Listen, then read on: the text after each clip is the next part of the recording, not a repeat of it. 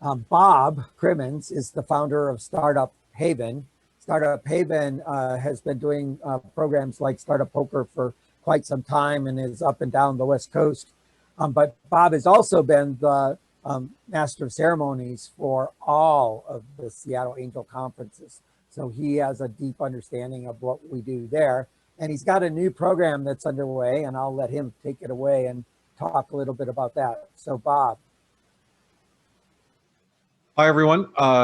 It's really good to meet you all. Thanks for the introductions. I know I'll already be touching on a number of the questions that you guys asked. I took some notes too. I'll try to get some other questions that aren't necessarily part of the presentation I wanted to give today, but we'll have plenty of time for Q&A shortly. So feel free to ask questions. And I'll say too, during this presentation, I'll have the chat open, questions in there. I will mostly address them at the end, but yeah, happy to engage you guys in a dialogue. Startups and particularly fundraising is a process, and it's a dialogue, and it requires conversation. So I don't want to just give you a bunch of information and tell you how it is, and I want to share what I know and hear from you guys as well. So a little bit about me. So yeah, I run Startup Haven, which is a venture scale member organization for founders and investors. It's 15 years now in the making. We just launched our accelerator program. We have a recruiting program. We have a mentor program, asks and offers. We do a number of things exclusively for venture scale founders and investors. We have about 2,300 members. I forget if I mentioned that or not. In any case, my own startup background goes back a little over 20 years. I've founded 5 venture scale companies in Seattle. I've been on both sides of the table. And over all those years, I've learned a few things, and that's kind of what I'm here to share with you guys. Now, fundraising is the topic for today, but I'm not going to touch on all of fundraising and not even all of diligence. A little bit of advice I'd give everybody up front is fundraising is a process, and you have to treat it like a process, run it like a process. If you're raising money, you should have a CRM. You should have a really clear idea of what kinds of investors would care about the thing that you're building. And you should have a really good explanation for why you think that investor, right, is a good fit for you. There's a lot of tactics around fundraising, and depending on your industry and the kind of investors you're raising from, kind of investment round you're raising, the actual tactics will vary. But there's so much good information. Just go Google fundraising process, and you'll find a ton of great resources. I'm not going to explain the fundraising process to you guys. I just want to really emphasize, though, that when you're raising money, you're not just raising money, you're raising a very specific amount of money for some very specific purposes from very specific investors under very specific terms, and you have to understand what matters to those investors to make sure it's a good fit. Fundraising is notoriously hard, often referred to as soul crushing for founders. It takes a lot of time. If you're a founder and you start a fundraising process and you're not buttoned up, you could easily spend 6 to 9 months spending 70 or 80% of your time and still not raise any money. So take that process part very, very seriously. The fact that you're here shows that you're taking this seriously, but be sure to run it like a process. And remember too, diligence, the diligence process, when you meet an investor and like, oh yeah, that sounds good, let's talk. That person's not trying to figure out if they like, just like you, or just like your company, or just like your market. They're trying to figure out if it's a good fit. Keep in mind that most professional investors, whether they're angels or funds and VCs, they look at hundreds of deals a year. Your deal is one deal among, if it's angels, an active angel would easily see 50 to 100 deals in a year. If it's a VC, easily 300 or 400 deals a year. You're trying to be that 1% or that 1/4 of 1% deal that they're going to make this year. And investors don't make a lot of deals each year. Even a big VC, if they made an investment every month, that's a prolific VC, right? The really, really big ones might make 2 in a month. you're competing in those cases with many hundreds of deals. So what you're trying to do is find those investors for whom you are a good fit. And then the diligence process is then much more straightforward. Now it's about the investor not trying to figure out if you're a good fit, but very early on knowing that you're at least in principle a good fit, and then they can dig into the business, right? And the real meat of the diligence process is digging into the business.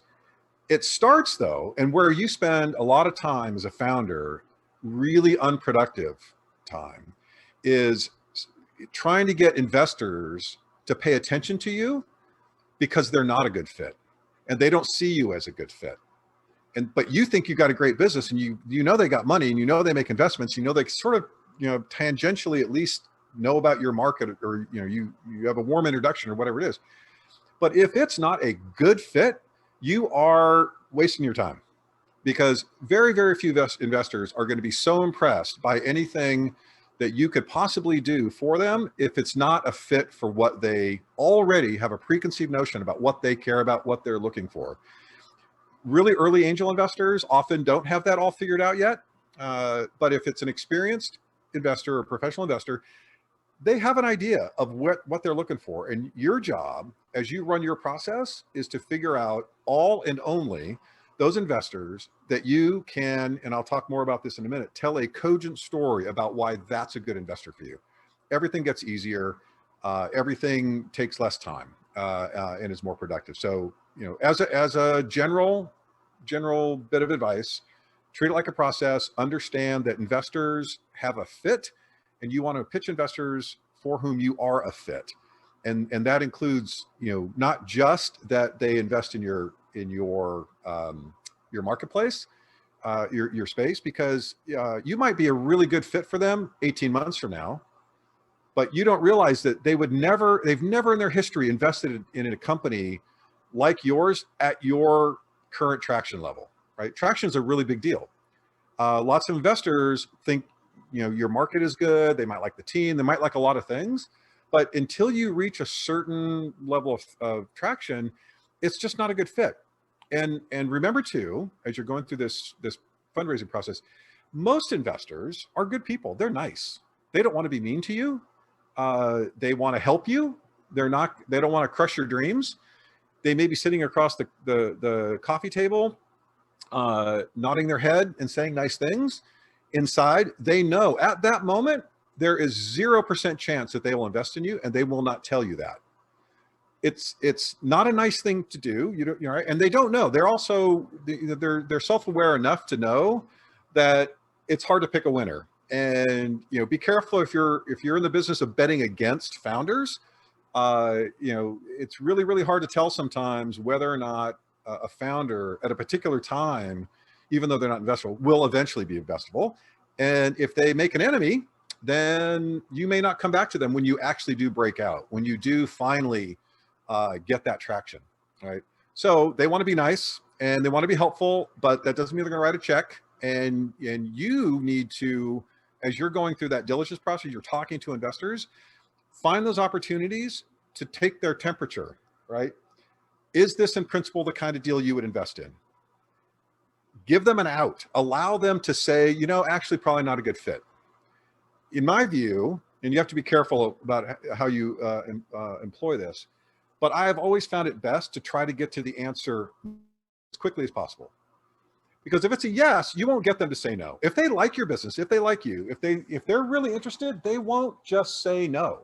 So if you try to get them to say no, give them plenty of opportunities to say no, and they don't say no, at least that's more progress. But if all you're doing is just having a conversation about the business, about the team, about the market, about the product, you may never actually know whether they would, in principle, invest in you. So keep that in mind. If you're running this as a process, you'll have 50 or 100 investors in your CRM, and your goal is to get through them as efficiently as you can to find the ones that might be a good fit. So if somebody's not a good fit, you're better off getting them off your list. It clears your head as well. They're less of a distraction if you can just get them to say no. And if they'll tell you why, that's even better. So just keep that in mind as you're going through the process. You know, I think a lot of founders also think about diligence as a series of deliverables that you have to produce for investors. And it's true, you know, you got a pitch deck, got some financials. You're probably gonna have a data room, right, that you're gonna share so people can go look at your stuff. You're gonna have some contracts they'll want to see. They want to see the cap table.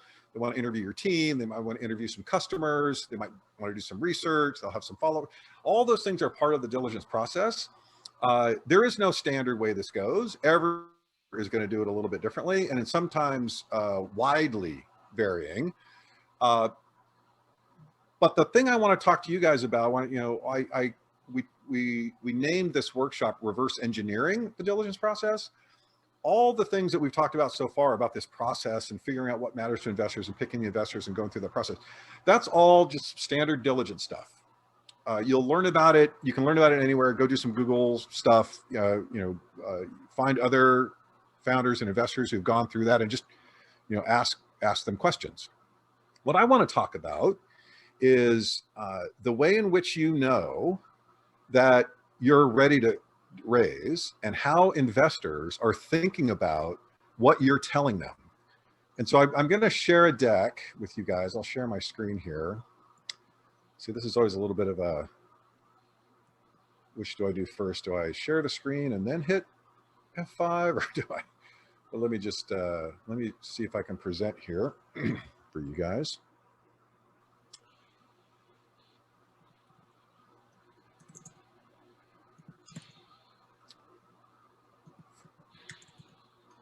Okay, I just lost my screen. Let me see if it comes back. There, good. So I can't see you. I'm hoping that you guys can see this. John, let me know if you can't see it. So I want to talk about this notion of cogency. So cogency is a technical term. It basically means rational. It means reasonable. It means quantitative, measurable. It's the sort of thing that when you hear something cogent, you tend to believe it. It tends to hang together and make sense. And often when we're founders and we're so close to our business, and we're wrapped up in a lot of the operational, we end up telling a lot of stories to different constituents, and we lose track of this notion that startups are not just big swing for the fence vision things. They're also, you have to be able to get them done, and investors are really good at detecting whether or not a founder is likely to be able to get something done. That's sort of their stock and trade, is to talk to a founder, hear their idea, understand their business, and then figure out, can they really get this done? All right, so I'm going to tell you guys a little bit about myself. So I've been at this 20 years. I learned a few things. These are some of the companies that I founded. I've mentored for, it's well over a dozen years by now, for lots and lots of organizations. And of all the things that I've learned, this is the key. It's hard. You think that you're going to do something, and it turns out to take twice as long, cost twice as much, and in the end often doesn't happen. You all know, as founders, you've been doing this for a while and you thought you were going to do some stuff and it didn't quite work out. That's fundamental to startups. You can't get away from that. That's why you make the big bucks, is to figure out hard stuff. Now, this sounds trivial, and it is. And as I go through this, I hope that you'll see why I'm pointing this out, because investors know this too. So how hard? Super hard.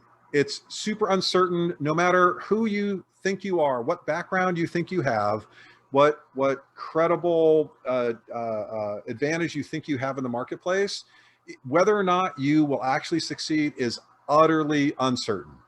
If you're at Series B or C, then like people are pretty confident that this company is going to go on and be a company.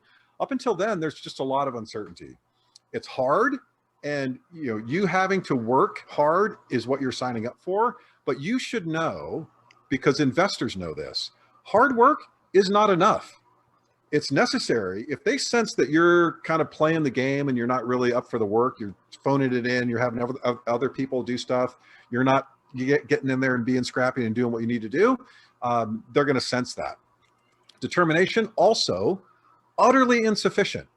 I cringe when I hear founders and or investors telling, giving advice that what you need is you got to be determined, you got to persevere, you got to have focus, you have to do all these things. These things are all necessary, but none of them, zero, and even all of them together is not sufficient. To be successful at a startup, it takes more than all of these things. Even if you have, including funding and a great team and perseverance and all these other things, even if you have all of that, when you start out, if I meet a founder and say, yeah, I just quit my job, I'm starting a company. I'm like, oh, cool. How are you going to get out of the 95%? Because right now, if I don't know anything else about you except that you just now are starting a company, you are 95% likely to fail. So how do you get out of that 95%? Is there anything that you can do? And remember, I'm telling you this because this is what investors know. Investors know that nothing is sufficient, or none of these other things are sufficient, because they've seen it thousands of times. And they've seen smart teams, well-funded with great ideas and great products and scrappy and hardworking and all those things, and they still fail. So what is the thing that you can do as a founder to increase your chances of success and to convince investors? This is the important part, to convince investors that you're more likely than not to succeed and that they should bet on you. When we talk about fundraising, when I mentor founders and talk to colleagues and peers, we often get distracted by fundraising, thinking that that's the goal, that what we're supposed to do is go find an investor to give us money. But that's actually not the goal. The goal is to build a company and to be able to tell a story that investors recognize as good, right? So if you start from the perspective of you have to tell a story that's good, and then investors will see that that's a good story, and they'll be more likely to want to invest in you. So what kind of a story? We tell lots of stories. We tell stories to investors. We tell stories to our team. We tell stories to our customers, right? We tell a lot of different stories. We tell stories to our family, right? That they should hang in there with us a little bit longer. We tell a lot of stories as founders, but those are the stories that, or I should say, those are not the kinds of stories that I think you need as a founder to be able to tell. And if you learn to tell the normal kinds of stories, you will have some success at things like marketing, right? And you would want to have that, right? You'd want to be able to sell your product to customers. So you'll be good at storytelling to your customers, and that's a good thing to have. There's lots of kinds of stories that you have to tell, and it's good to tell, and you need to tell them.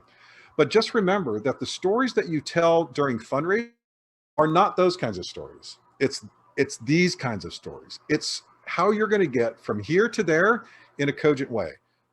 Investors hear from hundreds and hundreds of founders every year what the great product is, what the great problems they solve, how great the market is, how great their experience is in the market, how much better they are than their competitors. They hear that stuff all the time. And then what diligence is, because if you're a fit for market, if you're a fit for team, if you're a fit for a lot of these other things that we consider part of being successful as a startup, and when we pitch and we tell our story, those investors want to hear, how big is our market? What's the problem we're solving? What do customers think? How much traction do we have? All those things are utterly necessary and utterly insufficient. At the end of the day, when an investor's thinking about, yeah, but should I write you one of the very few checks that I'm going to write this year? Should I write it to you, or should I write it to one of the other 300 companies that I'm going to see this year? So don't think that when you present to an investor that suddenly you're showing them something they've never seen before. Oh my God, what a great product and what a great market and what a great team. They see that a lot. If you're going to see 300 deals, they're not all going to be great teams and great products and great markets and all that, but there's a lot of them that are. So one of the things that differentiates you from other startups is for you to be able to tell that from here to there story in a cogent way, so that when an investor hears it, they're going to think, wow, actually, I believe that you can do that. And so here's where the nitty gritty diligence starts for an investor. The investor says, oh, I just heard from this founder. They said they're going to be able to get to this much revenue in this much time. Okay, good. They're going to have this go to market. They're going to get this many customers through this channel at this velocity. Okay, good. Now they spend the nitty gritty time on diligence going and figuring out if the story that you just told them is cogent. And if it's not, you are unlikely to get a check. If it is, you're more likely to get a check. So when you think about diligence, I want you guys to think not about all the little, like you got to have some financials and you got to have the contracts, you got to have a data room, you got to have a pitch deck, you got to have all these mechanical things. Yes, you need all those mechanical things. The way that you improve your chances of raising money, though, is to be able to tell a cogent story so that you stand out among the hundreds of other founders that investor is going to see. And I will tell you from experience and from lots of confirmation from lots of investors, cogent stories stand out. Reasonable, logical, doable stories that seem like that founding team with the resources they have would be able to execute on is rare. So this is what I mean when I say cogent. And I want, and I've been taught, I've probably at least 300 or 400, at least a lot of founders that I've talked to over the last 15 years that I've been mentoring and advising. And I would say somewhere less than 2% of the company, of the founders that when I talk to them, I say, oh yeah, so tell me what your next milestone is and how you're going to get there.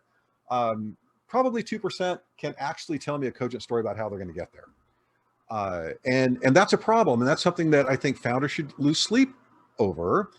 And you know, you should lose sleep over that no matter what, because telling a cogent story is your best hedge, your best prospect for being successful. However, remember that if you're going to raise money, raising money is hard, it's competitive, it takes a lot of time, it's very, very distracting from the business. So if you start to raise money and you can't yet tell a cogent story, you just have to assume that as investors hear your pitch, you got to know they're trying to figure out, is this a logical, convincing, reasonable plan that you're putting forward? Like you're going to take their money and you're going to do these things and you're going to be successful. It doesn't have to be a prediction, doesn't be accurate, but it has to be convincing, logical.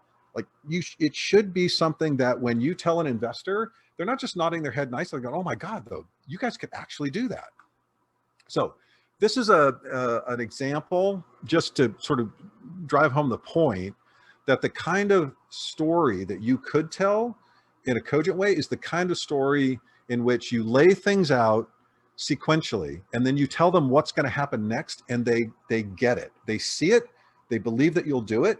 And this sort of logic puzzle is the best example I've found so far to convey that idea that you're not just trying to forecast and predict.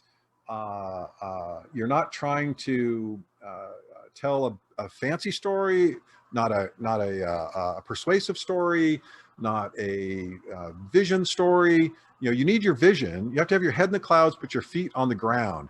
And this is where you demonstrate that your feet's on the ground. So, you know, if you all have taken a second now, you may have figured out what goes in the box with the question mark. So I'm not going to tell anybody yet. We'll do that at the end. You guys all make note of which box you think would fit in the question mark on the right.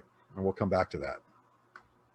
So as you tell your story, you have to fill in the blanks. You have to tell the investor, because remember, diligence, their diligence process is the nitty gritty of their diligence process is not, oh, let's go review their cap table.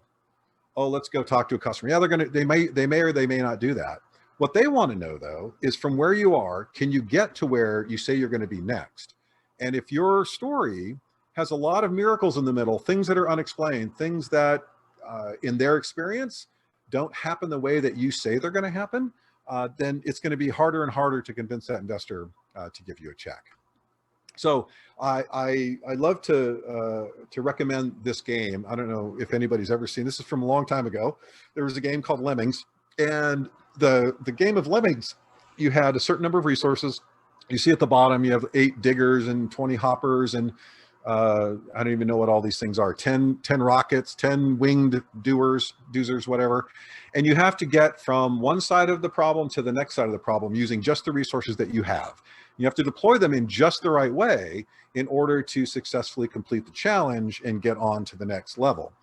And startups are a lot that way too. And when you think about the story that you're telling, you remember investors look at you and they look at the team that you have, and they look at the resources you have, and the market, and the customer, and the problem, and the product, and they look at it like this. They think, I know your market. I know the kind of product that you're building. I know the kind of customer you're trying to sell to. I know what that sales process looks like. I know how hard it is to hire engineers. I know a lot of things about what you're going to try to do. So if you draw me a picture where you say, I'm going to get from here to there with these resources, and they can't map that to something that's possible, not even probable, but at least possible, then it's going to be harder and harder to get their check. So of all the stuff that happens during the diligence process, there's these tactical things and deliverables and documents and so forth. The majority of the decision making comes from them deciding whether or not they believe your story, and whether or not they believe you and the team with the resource you have can actually execute on it. Because if they look at your story and they just believe no one in their experience has ever done what you say you're going to do in the way that you're going to do it, that's not innovative. That's foolish, right? If you say some element of your business plan calls for you to do something that will result in some number of customers, and they've never seen a startup ever be able to do that, not because they've never seen smart startups, not because they've never seen scrappy startups, it's because it doesn't work that way. If you say you're going to have a sales process, your B2B software company selling you the enterprise, and you say you're going to have a 3-week sales cycle, they're going to say that's not credible.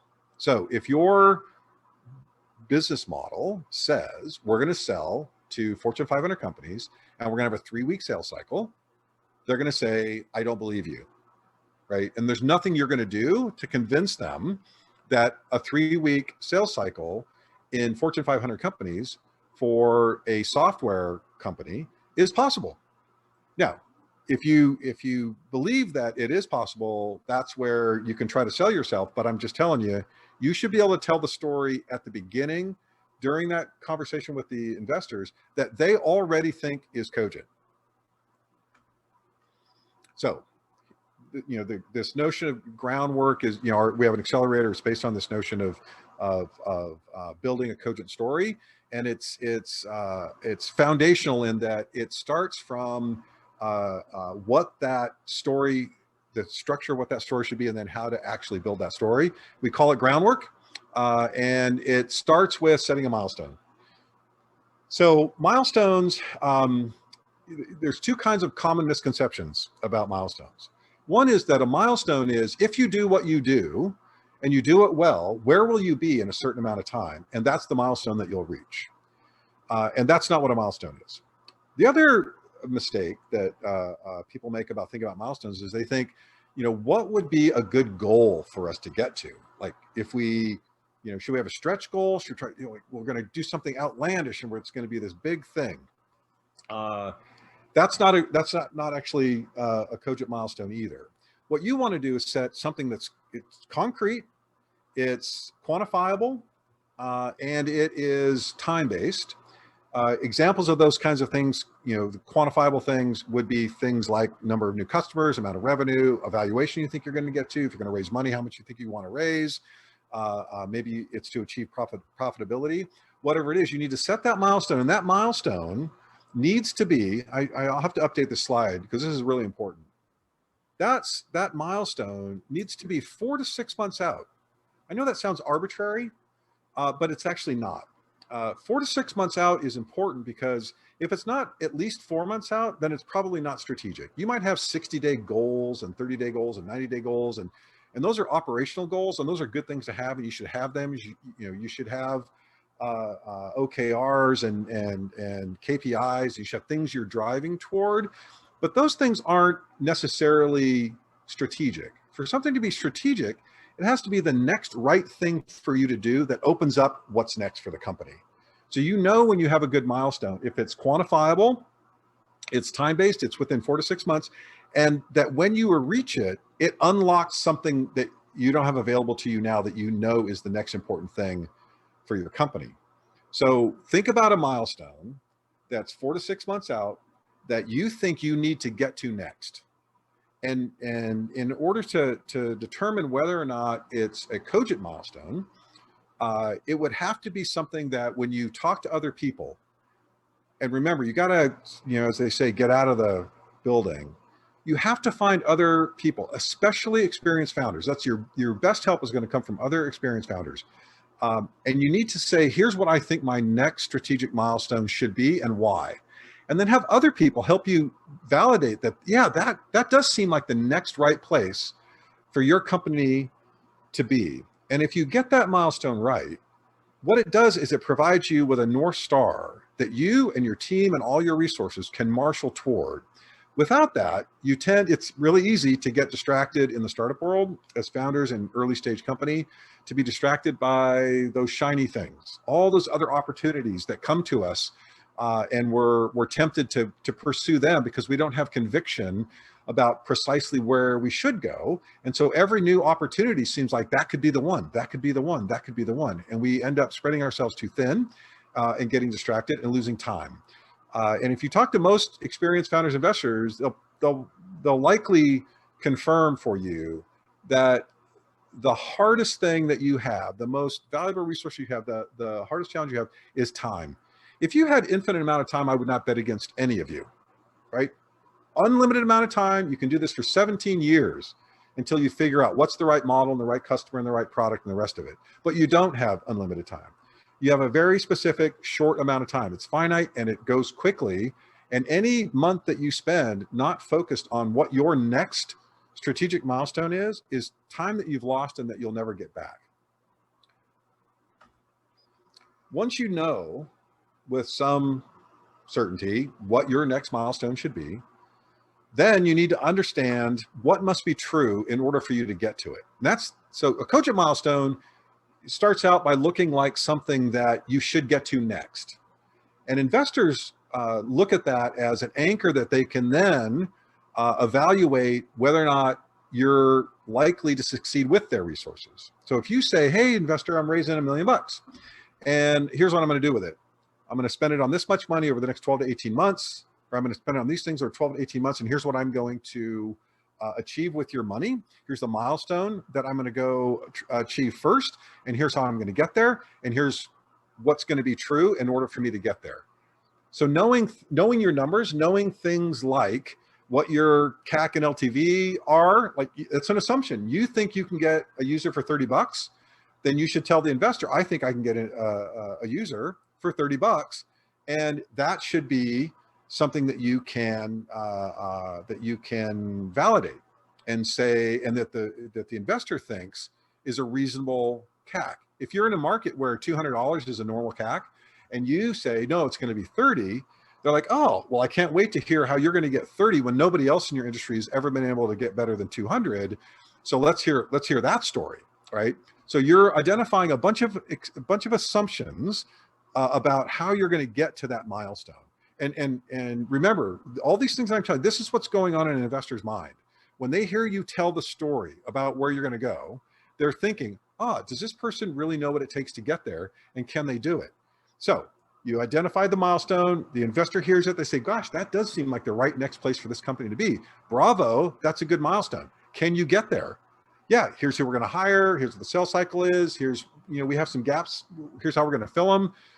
Here's pricing, regulatory stuff. All these things are all things that are potentially assumptions that you would be making that an investor would be tuning into to see if your story is cogent.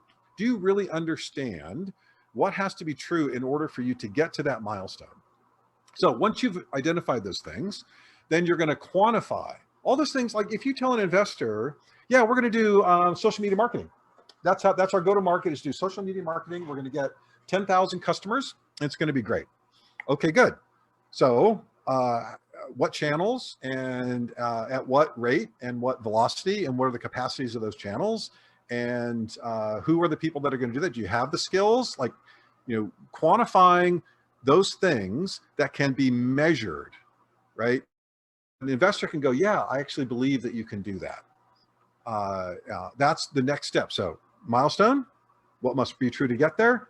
quantify those assumptions, put a number to them, so that when you say, here's what we're going to do, the investor says, oh, well, how much will that cost? How long will that take? How many of those are there, right? Who would actually do that? You can now tell them with some clarity, here's how we're going to do that.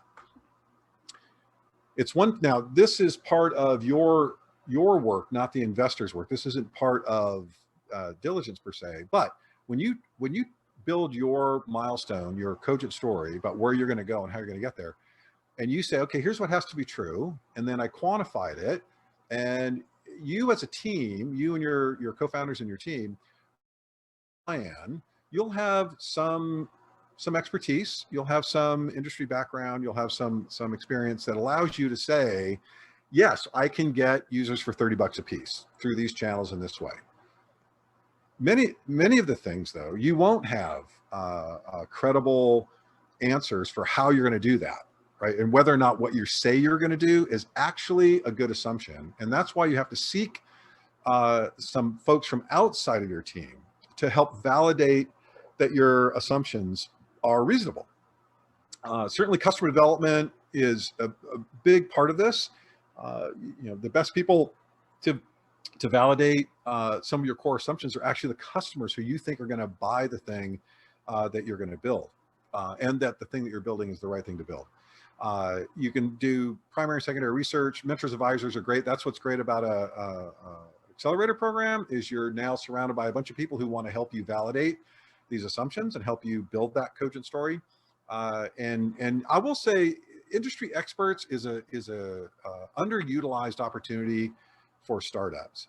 If you have some elements of your business that you could use some help validating or identifying, even hit up LinkedIn and find folks who are just in the industry. They just work in the industry. They're just career folks in the industry, and reach out to them and tell them you're a startup and you'd like to get 20 minutes of their time, and you have this question for them. You'd be grateful if they share their wisdom, and they will do that at a remarkable rate.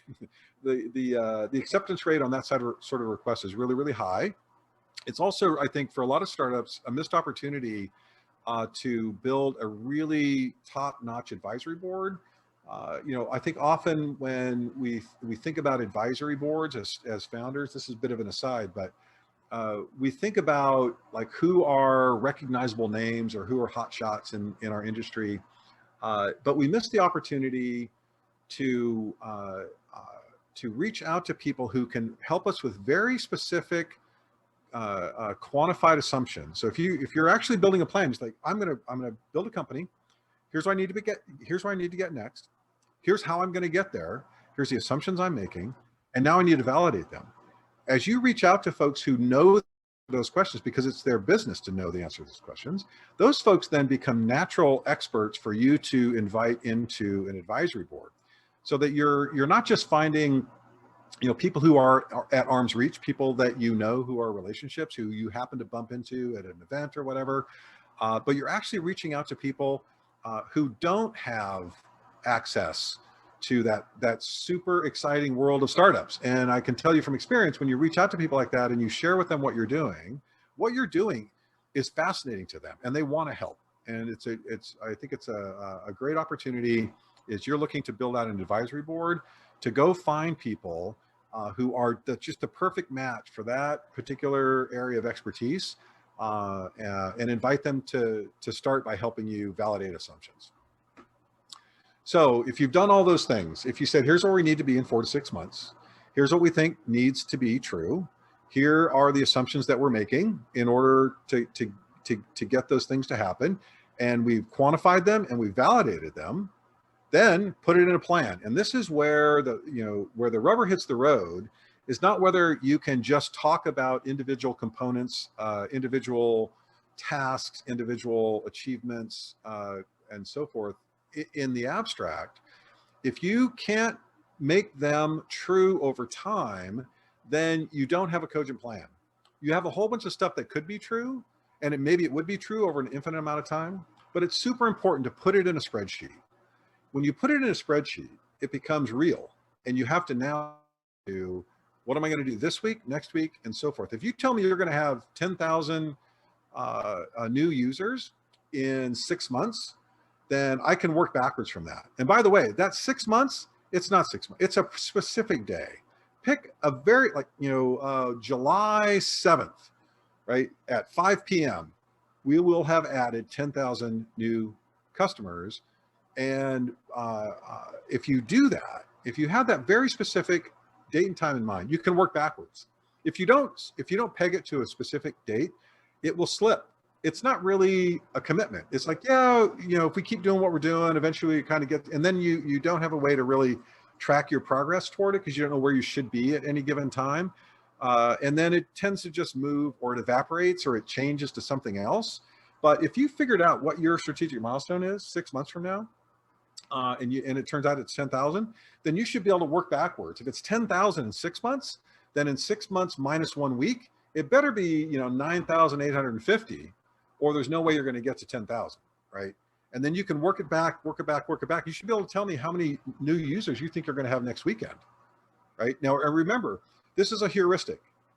This is not a prediction. It's not meant to be accurate. You're not actually planning at this stage. It starts out, you just want to see, can I really do this thing that I said I'm going to do?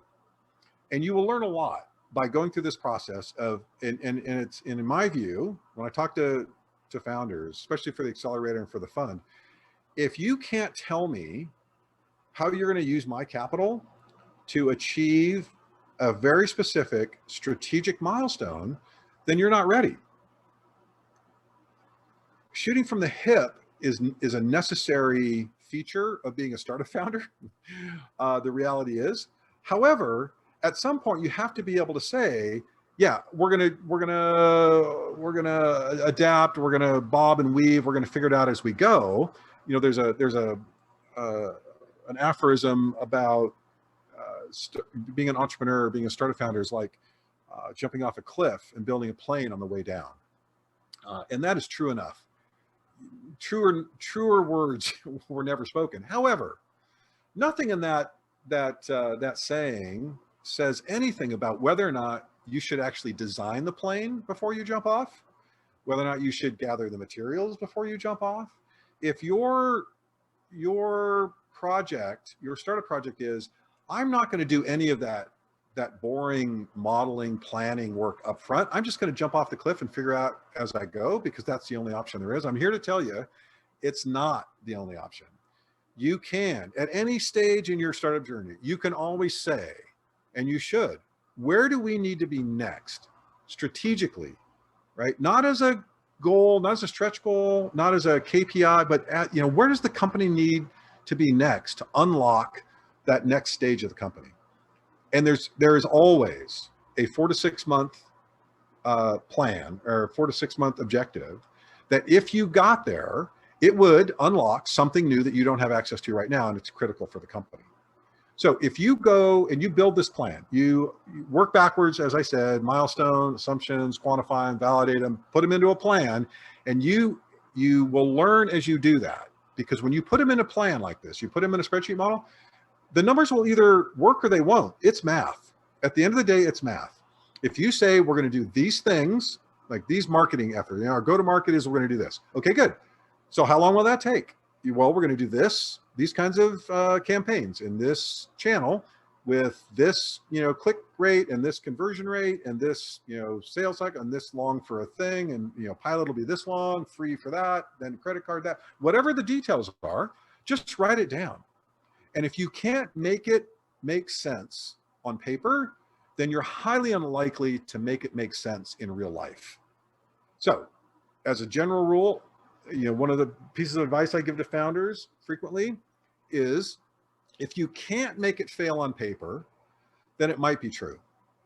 If you can make it fail on paper, then it's not true. It failed on paper, right? If it fails on paper, it's probably not going to succeed in real life. So do yourself a favor. As you're thinking about raising money and you're thinking about going through that diligence process, just know that there's a reason that it takes months and months, and you have to talk to sometimes hundreds of investors, certainly 50 to 100 common. The reason for that is not because it took you all that time to find the right investor. I think it's seldom the case that, yeah, we had to pitch 100 investors before we found the right investor. No, what probably happened was you pitched all these investors. You got all this feedback along the way because your story was not cogent. And they said, you know, the good ones gave you some feedback, said, we don't think you can do that, or that doesn't seem like the right milestone, or that seems like the wrong market or the wrong product or the wrong whatever it is. And then you correct it along the way. And by the time you got to the 100th investor, your business was different, right? If you continue to execute, your traction was probably better. If you continue to get feedback and started, you know, this sort of build, measure, learn cycle, you build a business model, you present it to investors, you measure their response, you learn from that, and you adapt and you rebuild, right? And you say, oh yeah, investors keep saying I can't, that's the wrong customer, or I can't, that won't, it'll take longer than that. So you go back and you revamp and you revamp and you revamp. And next thing you know, you've got a plan that starts to hang together a little bit better. So that, you know, the first through 10th investor, you know, smiled and nodded. The 90th through 100 were like, oh, this actually, you got something here, right? Now, at the end of the day, all of these things, you know, are only as good as the team is at executing. And I will say, having done this for many years, we I think as a group, as founders and investors, mostly we agree. It's not the idea. Ideas are, you know, we say ideas are cheap. They're not cheap, but if you think about whether or not a startup will be successful, how much of it was that it was a good idea, and how much of it was that it was well executed. And anyone with experience in startup will say, no, it's about execution. So you do have to execute. And when I talk to early founders about execution, they're often bewildered, like they don't know what execution means. Does that mean just work really hard? I think I'm working hard, but is that what execution is? And it turns out working hard is not execution. And even working smart is not execution. Execution is working hard and smart on the right thing. If you work hard and you work, quote, smart, that is to say, you say you're going to do something and then you work hard and you get it done. If you work hard and smart, you can still fail. And in fact, I think a lot of startups do fail, even though they work really hard and they work really smart. What's important is that you work really hard and you're successful. You work smart. You get the things done that you think you want to get done, but that they're also leading you to the right thing, that thing that you need next. You know, John, I think the first time I ever heard this, John, was from you many years ago when we first met. I think you were talking about how you just wish that founders would look at their businesses as though it were a series of lily pads, and you have to jump from one lily pad to the next lily pad to the next lily pad. You don't get to just cross the pond. Your plan should not be, I'm going to jump across the pond. Your approach should be, across the pond is my vision. That's where this could be. In the meantime, I need to get to that first lily pad, and then I need to get to the next one and the next one. And that's what telling a cogent story is about. Yes, big vision, you know, $50 million in revenue in year 3, great. So how do you get there? The story that you tell about how you get there, investors are listening to that story. So yes, there's a bunch of little things you got to do as part of the diligence process. But what sells the company, what reduces your friction the most, is to be able to tell a cogent story. And in all my years, in all my experience, there's no better way to tell a cogent story than to work backwards from the right next strategic milestone and lay all that out in a plan and then tell that to investors. And you will know before you tell it to investors whether it's a cogent story. I would rather see you spend 3 months, 3 straight months doing nothing but trying to build a cogent story and building a model around that cogent story. Because what I know is if you're successful, your fundraising process will be cut by many more than 3 months. It's a really good investment to start by building the cogent story, which, remember too, cogent, you know, it's a story, but it's your business. If you think that you're going to get to the other side of the pond without landing on some lily pads along the way, your chances of success are greatly diminished. If what you believe in, though, is that the best way for you to get across the pond is to figure out what the right next lily pad is to land on and go for that. All right, so that's all I got. So now I want to open up for questions. And let me get rid of that. Stop share. Okay. Yeah, Bob, I've got one. This is Donald. It was around the milestone piece. I think that was really good advice. John put in the chat, and I wanted to just ask some clarifying questions. Yeah. Funding as a milestone. How important are fundraising milestones to angels relative to business milestones, such as customer revenue, traction, etc.? I've heard angels investors are pack animals, so the fundraising milestones help. But as you know, it's extremely difficult to run really fast on both fundraising milestones and business milestones as well. So should founders be prioritizing one or the other? Yeah, I have a strong feeling about this. Strong opinion. Funding milestones don't matter. And the reason they don't matter is because funding is not your business, right? I think if you're a venture scale startup pitching to venture scale investors, inherent in that is there will be funding milestones, right?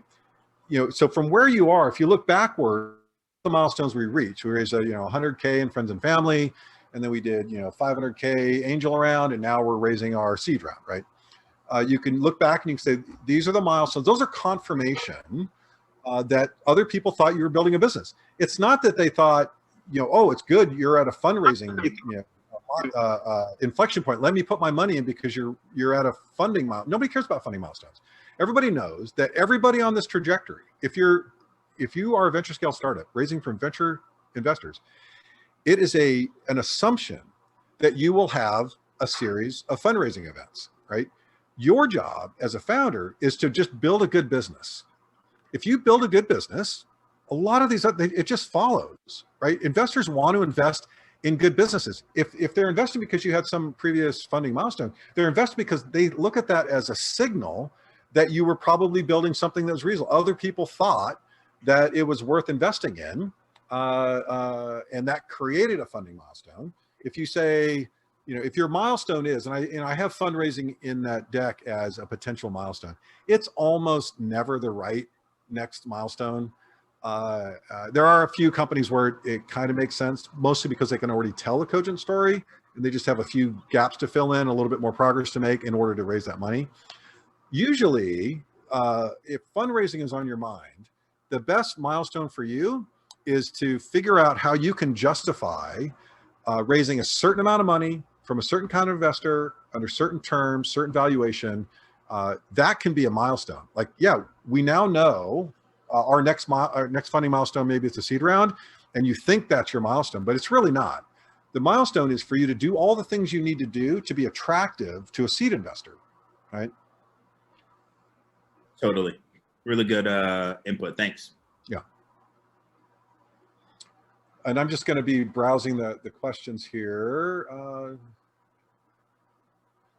Yes, that's true. Yeah, raising money around 200K is a lot different than 2 million for sure. Remember too, again, this is about how cogent a story can you tell. If you're raising $2 million, right, that means you're raising 2 million on something, $6-8 million pre-money valuation, right? Something in that range. The amount of work you normally would have to have done in order to get there, the story, what counts as a cogent story, is more around traction, right? It's certainly team. Do you have have you accreted enough raw talent, super experienced people, really good at what they do on your team? How many customers do you have? What's your revenue? These sorts of things, as opposed to really early. If you're raising 200K, like, you're not expected to have very many customers at all. I mean, some angel investors will invest pre-product. You don't even have to have launched a thing, and you can still find some angel investors who will invest in you. You probably won't find a VC who's going to write you a $2 million check to invest in you if you don't have any customers, unless you just signed the paperwork on the acquisition of your previous company, right? And all the investors made a ton of money, and you say, here's what I'm going to do next. And you can get a $2 million check from an investor who invested in you previously. But short of that, what counts as diligence, what counts as that cogent story? If you've raised 200K, I want to know why you have founder market fit. Why are you the right person to do this? Do you have credible experience? If you have credible experience in this market, and you've shown, you don't necessarily have to have a lot of revenue, but if you haven't built anything yet, like a lot of investors won't invest until you've built something, right? And then from there, it's like, is it a MVP? Do you have pilots? Is it in production? Do you have customers? Are users trending? There's lots of other metrics and other stages of traction that you could have. But yeah, it's certainly very, very different. Investment. Yes. So John, I see here that it looks like you were just sort of taking notes about some of the things I was saying along the way. I was trying to heat up the chat so that people felt warm about putting things in. They did a good job. Oh, good. What are some typical questions to ask to get them to say no? The most obvious one is, you don't say this at the beginning, but look, if you've had 3 meetings with somebody and you gave them some paper, just tell them, I'd like to take your temperature. Does this feel like the kind of investment that you're interested in? Is this a good fit? Just, will you invest? You can actually ask an investor. If you had a couple conversations with an investor, look, just say, hey, look, I want to be respectful of your time. You've been really helpful. I appreciate it. Listening to me. You ask good questions. Where are you at right now? Do you think that this is in principle an interesting deal for you? Not, am I an interesting founder? Not, is this an interesting market? Not, do I have an interesting product? No, is the deal interesting? You can just ask, right? The other things to look for is if they'll help, right? So if an investor wants to actually help you, if they want to make an introduction to somebody else, that shows significant amount of interest. Remember, they're going to see 300, 400, maybe 500 founders this year. And for them to say, I'm going to take some of my time and my personal capital, and I want you to meet this other person, whether it's a potential customer, potential hire, right? They want, investors are super, super busy. And they're going to see a lot of people. So for them to make a decision that they're going to actually help you in a material way, I think that's a good indicator. Now, if they don't offer to help in those ways, that's not necessarily a no. But look, if you're getting the right kinds of, you think you're getting the right kinds of questions, if you think you're getting their enthusiasm, they're responding to your emails, they're being proactive, like you can just ask. Don't be afraid to ask. Right? There's no special secret way to sort of pose the question. Just ask. Whatever the context or the conversation you're having at the time, they say, gosh, you really like that. That's a great market. Love what you did with that. Like, oh, good. I'm glad you're excited. Well, we think you'd be a great investor too. Are you seriously considering investing? Right? Oh, well, don't know yet, but yeah, we're interested. We want to keep the conversation going, right? That's a good sign. At some point it won't be, and you'll get the no. And certainly if you're not getting a response from an investor, you send them 3 emails and they haven't responded to any of them, that's a pretty good signal. Email that says, hey, just wanted to effectively give you an out, close the loop on this. Doesn't feel like we've gained a lot of traction with you. If I'm misreading it, that's great. Let me know. But otherwise, I'll take you off my list. Now, if an investor is interested in you and you send that email to them, they'll say, no, whoa, I'm sorry, just been really busy. I got lost in the inbox. Yeah, let's get coffee, right? No investor who likes your deal, who wants to invest in you, is seriously considering investing in you, will ever say no because you asked them. You can't accidentally cause them like, oh, I wish I would have said that. They said no. Like, no, they know if it's either yes or no, or it's maybe. Maybes are dangerous because you can have a really long maybe, which sometimes means it's mostly a no, but they want to kind of stay in the loop just in case a miracle happens. You said something's going to happen next month, and I want to wait and see if that happens. Or it's a yes, and they just want to bleed you a little bit. Like they know you got 2 months of runway in the bank. it's better for them to make you an offer in 60 days than it is to make you an offer now. It's actually is a real thing. Investors really do this. You shouldn't hold it against them. You know, it's in their interest, and we're all trying to do things in our interest. So don't be surprised if you get a slow maybe. And the reason for that is they don't see your terms getting any better. And for them, it's not just about bleeding you. It's also about like, oh, if I say yes now, that means the next 10 deals that I see, I already wrote a check, and maybe I see something better than you in the next 60 days or 90 days. And I don't see you breaking out in the next 90 days. So it's in my interest to go look at some more deals and see if I find something better than you, right?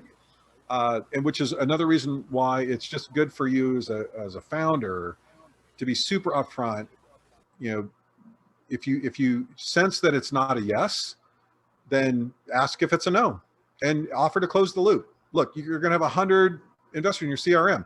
No one of those investors is the only right investor for you. You need to go find the ones who think you're great, not just you think they're great. Let's see, question. What does an offer look like that lets you measure a no? What does an offer look like that lets you measure? No, I'm not sure I understand. So you keep using these general terms, and I want to turn it into a measurable yes or no. I don't want to, you know, wishy-washy or yeah, I sort of be interested. I want to, would you do this thing for me, and see if they'll take a step. And so be even more quantitative with the investor than people normally are, right? Because you are in due diligence with that investor, trying to understand the match. And it's better to get to a no than to have 5 more conversations to get to a maybe. Absolutely, 100%. So if you want something quantitative, talk about deal terms. You know, if you know, look, don't start your investor pitch with we're raising this much money at this valuation. The truth is you're raising however much money you can get at whatever valuation the market will give you. That's the truth of the matter. If you've got a bunch of investors committed already, then you can start to say, well, you know, we've got 2/3 of our rounds committed, and this is the terms we're looking for to fill out the round. That's one thing. If you're pitching to get a lead investor or just get those early commitments, you know, you don't go throwing around, we're raising this much at this valuation. Just say, we're raising money. We think we want to raise, 750, and here's why. Because we think if we have 750, we can do these things in this way over this amount of time to achieve this milestone. That's your conversation with investors. It's not we're raising 750 at $3 million pre-money convertible debt note. No, you're trying to get people who are interested in the business you're trying to build, and that the fundraising parameters aren't ridiculous to them, right? Later on, once you've got those first 4 investors who have all put in 50 grand, and they've agreed that, yep, those are the terms. And one of them says, I'll do the lead. I'll help you negotiate the terms, and I'll go get some more. Right. Then you can say, we're raising this much and we're trying to fill out the round. But at some point with those early conversations where you start to try to see, are you really interested? Then you can ask, like, what do you think about the terms? Do you think 750 is enough for us to raise? If they, actually, I don't think you're raising enough. Wow, that's a really good thing to hear from an investor early on in a conversation, right? That they just think you're not raising enough. Or, that valuation, if that's the valuation, you'd be out of my purview. Like, I just don't, I'm looking for valuations. I need ownership, blah, blah, blah. Then you can move on, or you can have a negotiation with them, or you can help understand that more. So certainly deal terms, in terms of quantitative factor that you can have discussion about with investors that indicates their interest. Look, don't be afraid. There's no topic that you should feel sheepish about talking with an investor about. The thing I would feel sheepish about is just assuming that, until you've got a significant amount of your round committed, that you can start by dictating terms. Like, it's a huge mistake. Come with some humility and say, tell them the amount you think you need to raise. And if they say, well, what kind of terms? Like, yeah, well, we're convertible debt. No, we're working on. We're not exactly sure what the cap's going to be, but it'll be a cap. We're thinking a cap. No, we're thinking we're going to raise 750. We've got a couple interested investors. Like, what do you think? Oh, well, let me tell you what I think, right? And they'll tell you. So yeah, I think having that quantitative discussion about the deal terms can be very enlightening. And I had one investor in one of our previous companies. I was so confident she was going to invest. Plenty of meetings, phone calls, presentations. I was like, wow, she's really, really interested. And then I had the coffee meeting that I thought it was going to be basically to sign a term sheet. And instead it was, and she didn't even come out and say it. I had to finally say, do these terms make sense to you? How much are you thinking you would invest? Right, which is another good question. Like, if you found this to be a good deal, what level would you be interested at? Right, would you invest 10 or 50 or 200,000, whatever it was? And it wasn't until that conversation where I got down concretely and asked her, so how much are you considering writing the check for, that it turned out she didn't have conviction at those terms. And this was probably 8 weeks of conversation before I found out she didn't have conviction at the term. She liked me, liked the product, liked the market, liked a bunch of things about it. But for her investor profile, it was not a good fit. And what would have been a good fit for her would not have been a good fit for me, right? So, and you also have to have some conviction about what's right for you. And that comes from understanding your comp. Like, you're like other businesses in various ways. And when an investor meets you, they're going to look at you and they go, oh, you got a team like this, you got your products at this stage, you got this much in revenue, this customer, it's this market, whatever it is. They're going to look at you and they're going to have an idea of what a reasonable valuation would be. You also should have an idea about what you think a reasonable valuation would be. Now, you don't get to insist on that valuation unless you have a hot deal, right? If you think that you're going to raise $1 million on $6 million pre-money valuation, okay, that's be pretty good terms. So why do you think that's the right valuation? So you should be able to defend to investors why that's the right valuation.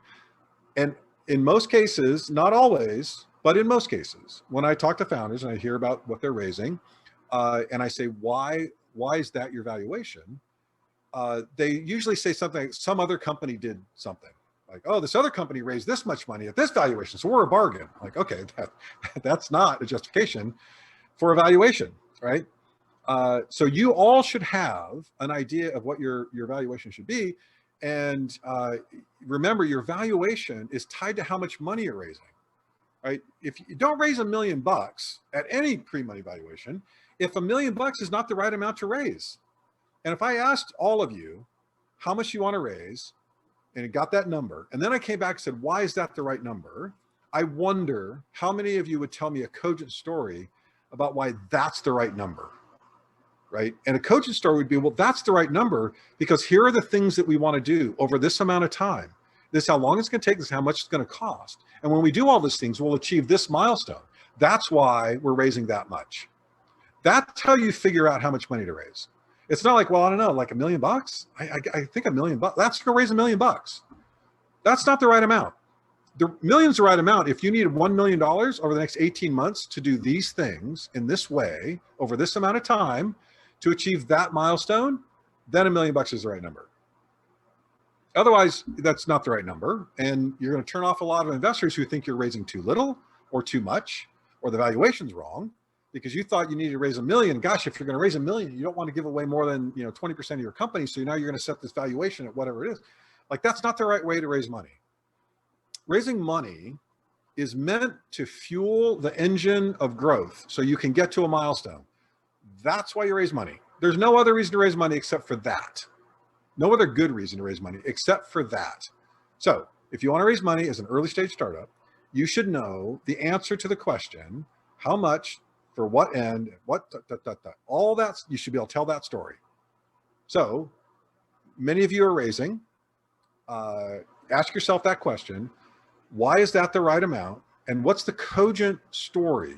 The story that describes your execution to a milestone for which that capital will enable you to reach that milestone. That's how you figure out how much money to raise. It's not a mystery. It's not like, well, there's only a few, it's either 500 or 750 or $1 million. No, that's not true, right? You round it up, right? If you think you need 470 grand, then don't go out and raise 470 grand. You could raise 500 grand, right? Round things up. That's okay. Although I just met this really great entrepreneur, and her business, like her raise was like 520 grand. I was like, well, why not 500? Well, let me show you. And she pulls out the model. This is why it's 520 grand. I'm like, awesome. That makes an impression.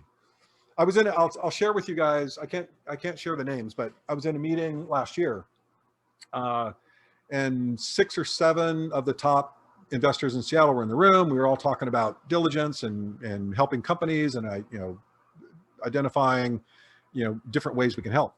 And I sat back because I didn't want to influence the conversation, but people started talking about like how to help founders figure out how much to raise and from what investors. And the conversation for about 10 minutes then turned to, yeah, but if they could just say, here's what I want to accomplish with the money, and here's how I'm going to do it. And that was presented in they didn't use the word cogent, but if that was presented in a rational plan, like show me the model that shows that's how much you need to raise to accomplish that thing, that would stand out. Let's figure out how we can teach every startup to do that. And I was like, well, interesting. That's kind of what groundwork is all about. That's what, the accelerator in our fund is all about, is trying to help founders do that, or to find investors or find founders who can already do that. If you do that, just know, like, take this advice or not, if you're raising money and you approach investors with a cogent story that includes assumptions and a milestone and quantified and in a spreadsheet that says, here's what I'm going to do with your money over this next 18 months, you will stand out. And that's what you want to do. All right. Any more questions? Bob, this is Philip. Well, So as you're asking and sharing the vision of how much funds you're going to have, you're building this long-term story, especially if it's a VC scalable startup, right? And so there's that longer term, or inevitably you're going to have to show what the hockey stick is going to look like, and then you sort of have to break it down into, well, what am I going to accomplish in this, not just the 4 to 6 months, but in this round to get to the next round. So how do you? So I understand the priority of being able to tell the cogent story near term and mid long term, but what about the rest? How, because there's only so much you can do to tell what and predict what that is, right? So there in software engineering, there's this concept of the cone of uncertainty. So when you're estimating a project, you start out like it's between, like if you think it's going to be 100 hours to execute a project. So if you want to estimate that at the very beginning, now let's say it's 1,000 hours. 1,000 hours, and it's going to take 2 people, and it's going to run this many months, whatever. You don't come out and say, it's going to be a 1,000-hour project. No, you say it's going to be somewhere between, and there's going to be a range. And that range is going to be really wide up in the front where you don't know very much, right? There's a lot to learn. You think you know what the features are and all the, right? But as you move on in the timeline, you learn more and more and more, and your estimate narrows, right? So that by the time you get halfway through the project, that cone of uncertainty has narrowed to here. And now when you give an estimate, you say, well, it's going to be between here and here because we've learned a lot and we know how much we have left to do, and right? And then as you get closer, 2/3 of the way into the project, you have a pretty narrow, you've learned a lot. You've actually, you learned a lot. You sussed out the problem. And now your estimate can be tight. So your headlights in the startup world, our headlights only go out so far. Our headlights go out to our next strategic milestone and a little bit further, right? So if your hockey stick is 7 years out and it's 50 million in revenue in 7 years, you don't have to give a cogent story about that. That's the vision part. That's the head in the clouds. Like, let me tell you how big this problem is. This market is this big. This many people have this problem. Right now, they're spending this much to solve it. I have a 10x better way to solve that problem. And here's how I'm going to go get those customers. And I'm going to be successful in that marketplace. I've got the team to do it. I've got the strategy to do it. I've got blah, blah, blah, right? You tell that vision story about the hockey stick. Okay, good. So investors, you're not venture scale unless there's some big enough outcome. You can create something with enough value that their investment's likely to make a return. If you can't tell that story, if your market is so niche and your customer is so fragile that you can't tell a story about how this could be a big enough thing for investors, then don't raise money. Now, if you find yourself in a market that's big enough, with a problem that's big enough, with enough credible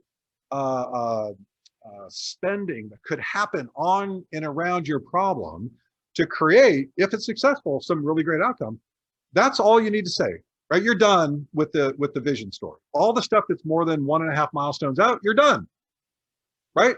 Now, hopefully you can say something about, the kinds of strategic partners you'd employ later on when you were bigger, like, you can talk about some of those things, but no detail, right? And by the way, no investor I have ever met will believe your hockey stick. That no one will think 3 months, 3 years out, 6 years, that anything close to what your revenue will be, right? They're going to assume it's wrong, and not wrong a little. They're going to assume it's almost entirely fabricated, ridiculous, right? Your headlights don't go out that far. They want to know, is this a big enough market? Is this a big enough problem? Is there enough resources either expended now or will be expended to make this thing possibly venture scale? Okay, good. Now, come back to the other end.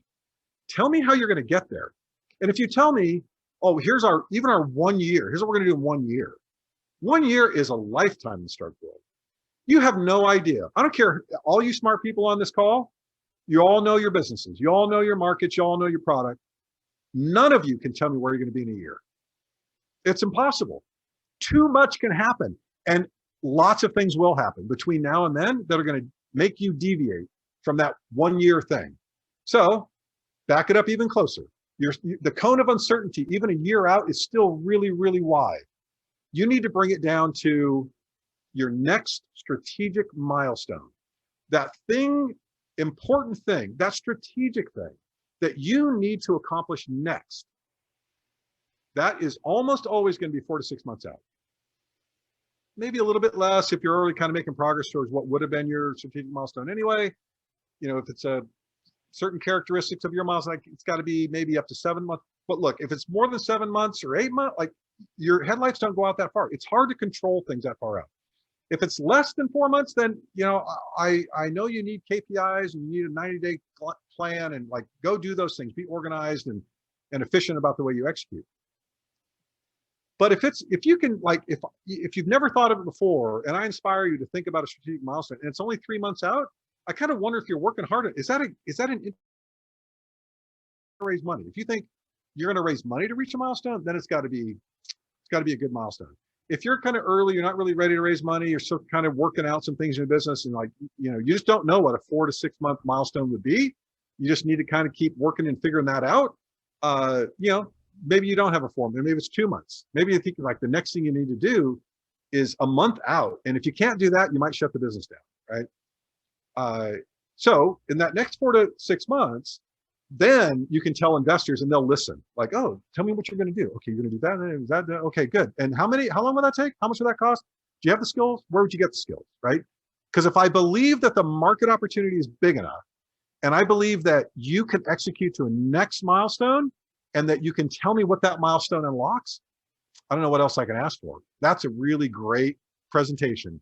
You tell me what you're going to use my capital for to achieve a strategic milestone that I agree is the right next place for your company to be. Sold. Like, venture scale opportunity, good team, like, and a milestone that I believe that you can reach. And that the way you explain why you want to reach that milestone resonates with me. If I think that's the next right place, and you tell me what it will unlock. Remember too, you're on a journey. You're gonna be working on this startup for years and years and years. And every few times a year, it's going to be the next milestone, the next milestone, the next milestone. You don't get to skip them, right? You might get lucky and sort of happen into them, and you're just naturally so smart and just so good at what you do that you intuit without actually planning for it, and you end up doing the right stuff. That's great. Sometimes startups happen to us, right? Wow, we just tapped the vein. That's what a great product in a great market, and I could be a terrible team and I would still be successful, right? But for the most of us, what we got to do is figure out how to get there. And that requires that sort of cogent story. So that's what investor, like if you want to seal the deal with an investor, tell them how you're going to use the money to achieve what right next thing, to unlock what. And if they think that is spot on, you've got a good shot. Beautiful. Yeah, Thanks, Bob. Jason asked a question about he needed to get an investor to write a letter for his SBIR and whether that means anything in terms of investor commitment. Wait, what's the question is having an investor write a letter. Write a letter of support for an SBIR. Yeah, I mean, I don't think I'm expert enough to understand what SBIR would look for and how they would value that. You might be a better person to answer that, John. It's just a letter of support that says that I'm interested. And so for me, I would take that as this person is interested in leaning in, but that you haven't asked the important question. And it would probably be better if you did ask the important question of, under what circumstances would you write me a check? And so get down to that before you get the letter sent to SBIR so that you've got some level of alignment. Yeah, that would I see in here another question by Stuart that asks, is this the same for VCs and angels? And are all angels the same? I'll add on top of that. this is for everybody, but remember too, it's not, it's not really for investors. It's for you. The odds are against you. Like if there was a marketplace where all new startups were listed, I would just go bet that every single one was going to fail, and I would be filthy rich because 95% of them are going to fail. You need to tell a cogent story for you to be successful, for you to reduce your own risk. You guys are all taking a ton of risk. You're all smart. You could all go get jobs, making a ton of money, right? If you spend 7 years at this and it fails, you're probably not going to get a market salary for any of those years. For several of those years, you're probably going to have to take any salary at all. Virtually none. Meanwhile, if you just went to work at Boeing or Starbucks or Facebook or Google, you'd make 6 figures a year and with no risk. So the cogent stories, milestones, strategic milestones, all that is for you. When you do that, you increase your odds of success. Investors see you doing that and they recognize that you're reducing the risk, and they like that. We do this not for investors, we do this for ourselves. When we do this for ourselves, we stand out to investors.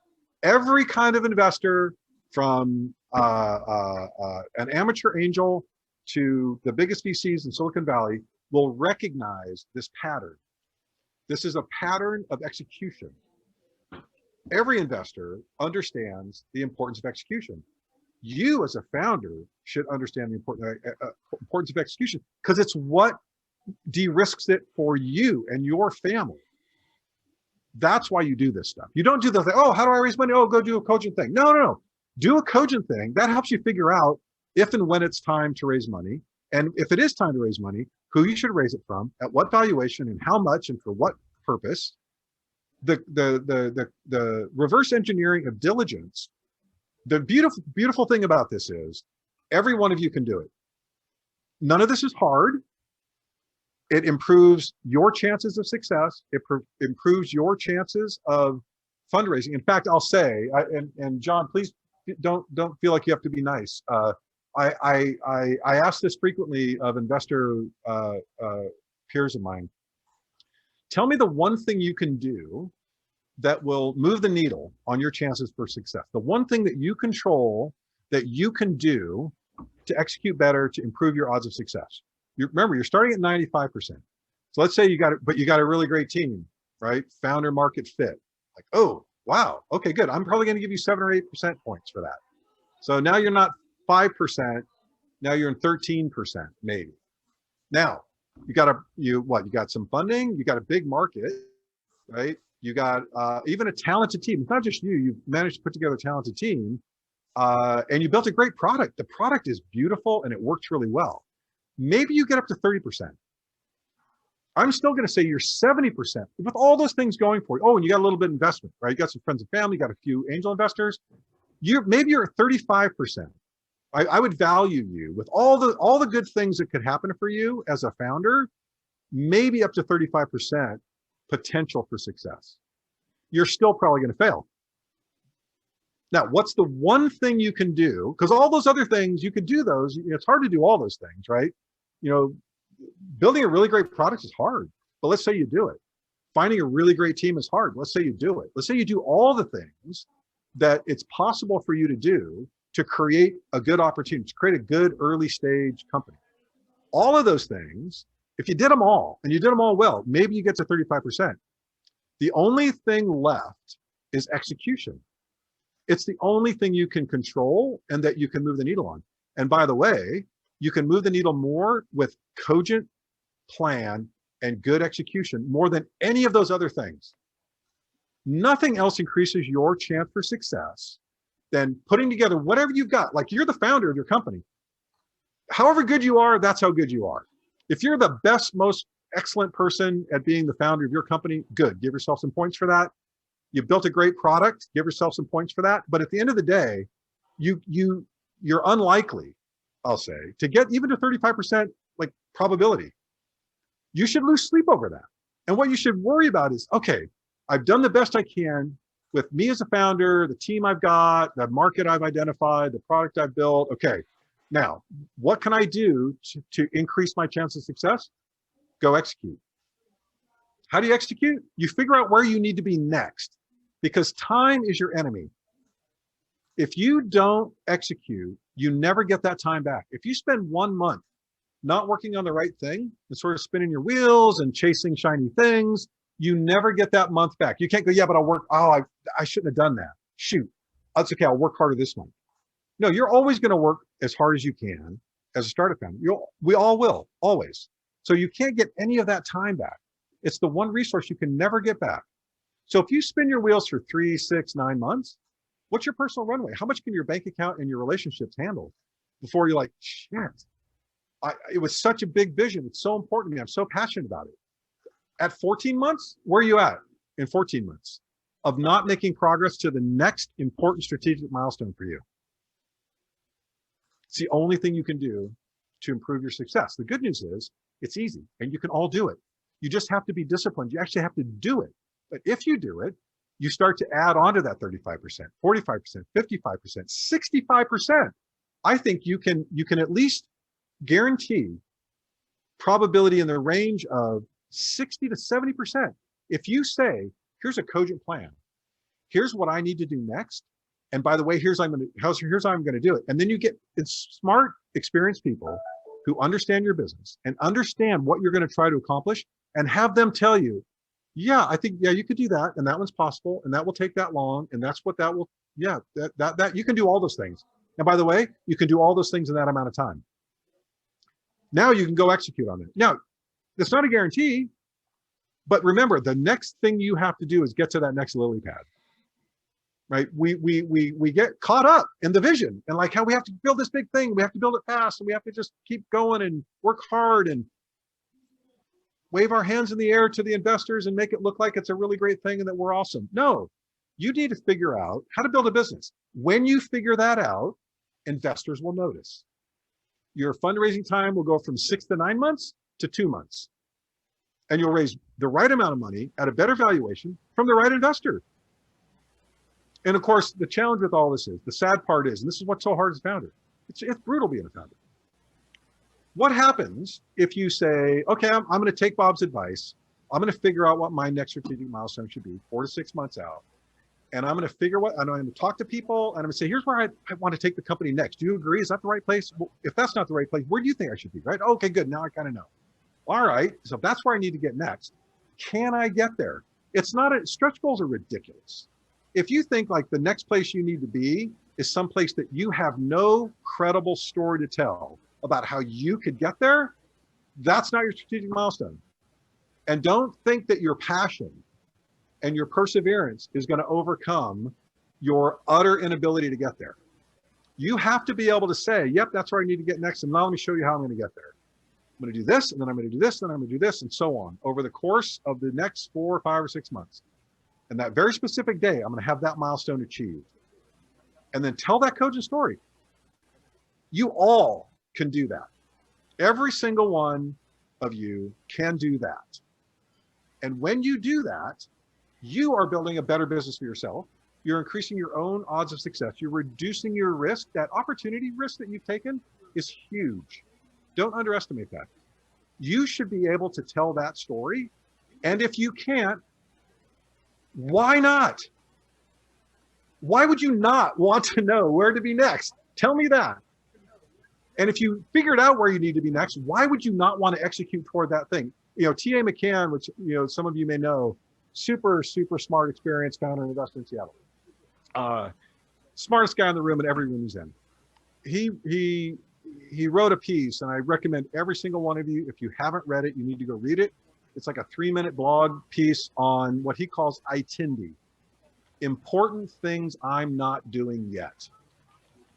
Sage advice for founders.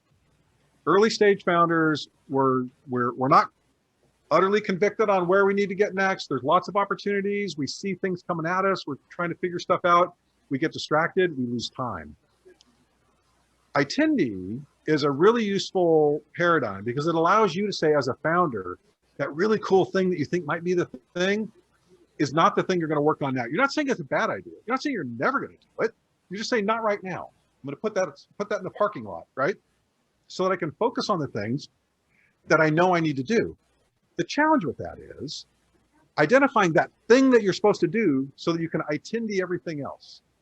So that it often turns out, and I've talked to TA about this, it's somewhat arbitrary, that thing that we focus on. You've heard from, if you haven't heard from a bunch of people, experienced founders, investors about this yet, I'm happy to be the first one. Focus is essential. You have limited resources, limited time, you got to focus. Now, often that means, well, okay, I'll just focus on this thing that I think is the right thing.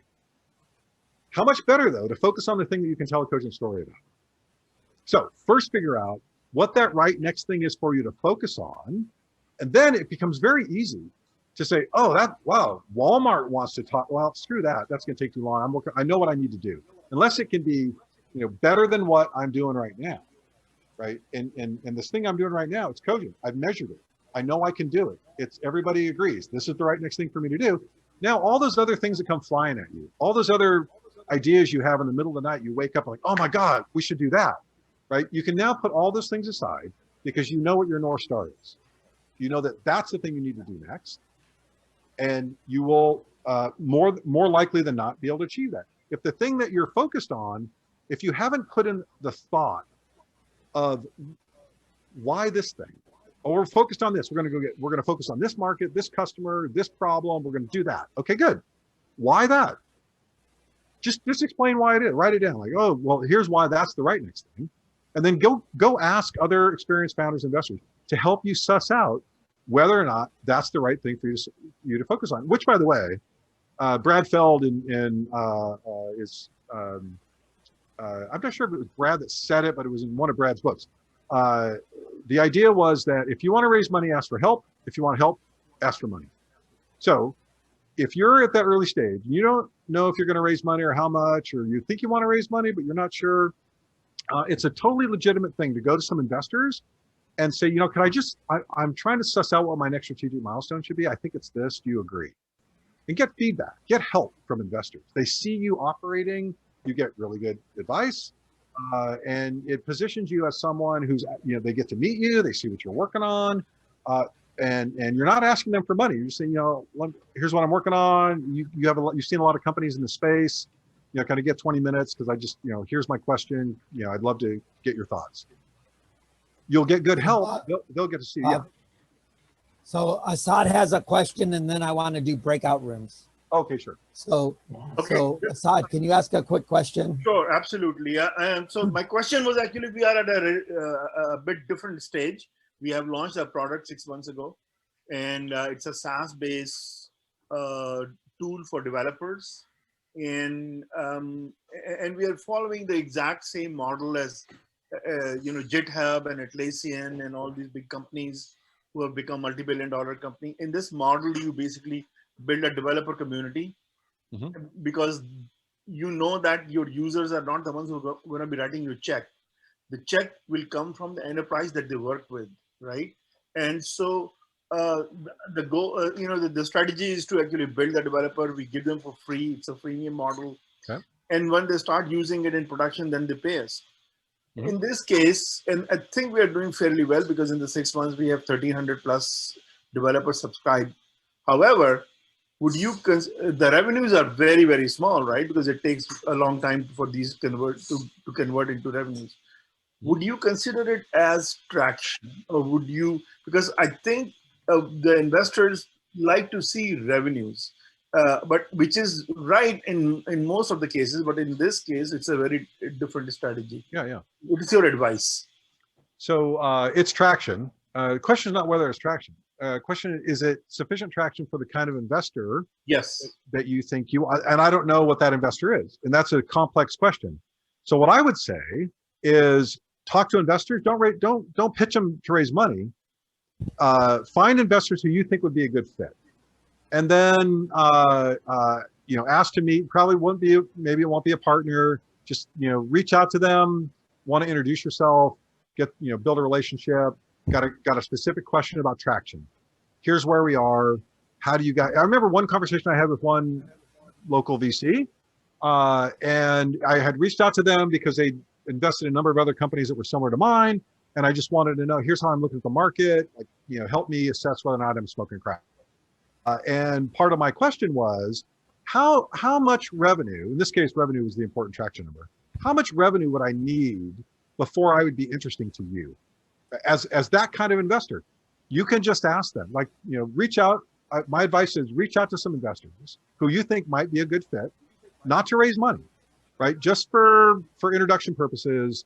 Share what you're up to. You're not raising right now, but you want to get some feedback on some elements of your business or your market or whatever. They want to meet founders, right? If you're not utterly a bad fit, they'll likely talk to you. Just say, here's where my business is. I've got this many users of this kind. The revenue's only. Here's what we think the revenue's going to. Help me assess for an investor like you. Is that reasonable, interesting traction at all? And they'll tell you, and they want you to know.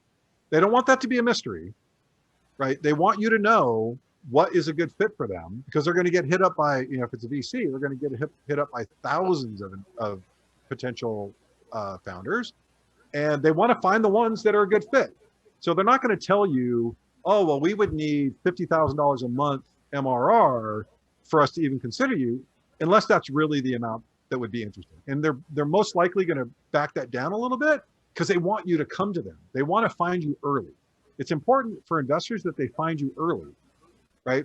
So just go have a conversation. My advice is have a conversation with investors who you currently think are a good fit, not to raise money. Don't pitch them. Just ask for help. Ask them some, if you could ask, meet them, explain what you're doing. You got a question about, traction, numbers or whatever. Just have a conversation with them. Tell them where you're at, and say, what's your advice for me in order to build traction? What do you think I should be working on? Right? Should I just get more users? Do you not care about revenue? I just get lots and lots and lots of users and sort of build a big community and then I'll convert it later? Or do you want me to have revenue? Do you want me to show you conversion metrics and scaling MRR, 30% month over month? Ask them and see what they say. So on the other hand, Okay. the number one thing that will cause you to fail is running out of resources. And so if you do not have some cogent narrative about how you're going to maintain your resource base, that's a problem. And so I will do all this stuff for free for the next 5 years and starve to death is not a cogent narrative. No. On that note, we're out of time. Thank you very much, Bob. I really appreciate it that you gave this talk.